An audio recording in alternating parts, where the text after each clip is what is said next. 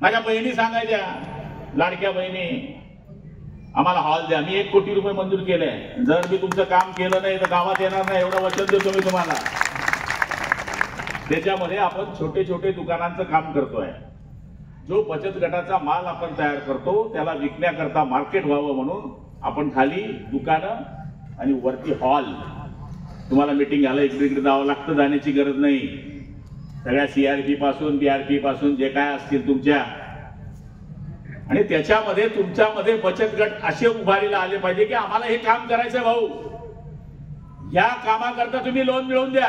हो, बँकेवाला तुम्हाला लोन देत नाही, हा पालकमंत्री तुमच्या मागे उभा आहे, हे वचन मी आपल्याला या ठिकाणी देतोय. सध्या तुमचा भाव जास्त वाढलाय,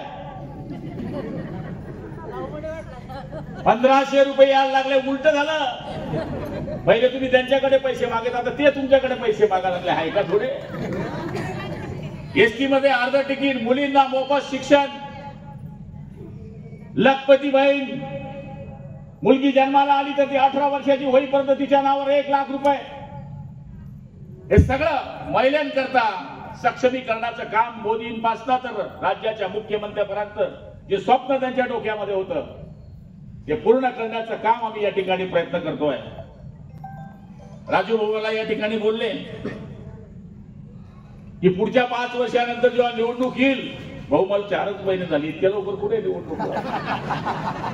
आताची कुठे अजून सत्कार सुरू आहे, थोडे 5 वर्ष बाकी आहे, काम करायची आहे.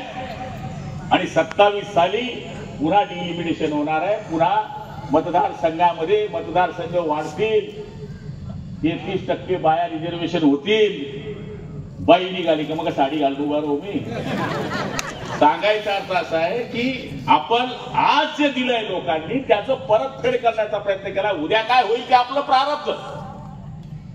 आज एवढं मोठं पद दिलं. जळगाव जिल्ह्यामध्ये कंटिन्यू 9 वर्ष मंत्री राहणारा पहिला एकमेव गुलाबराव पाटील असेल की ज्याला 9 वर्ष कंटिन्यू मंत्रिपद आहे.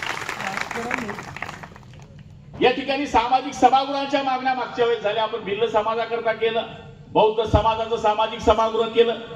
आता आपण धनगर समाजाचं सामाजिक सभागृहाचं भूमिपूजन करून आलो. भोई समाजाचे 10 लाख मंजूर होते, ते म्हणजे आम्हाला 20 पाहिजे, आणखी 10 ठेवले. पण त्यांना म्हणलं पहिले यादा आणि यादा जोडसून तो जेसून.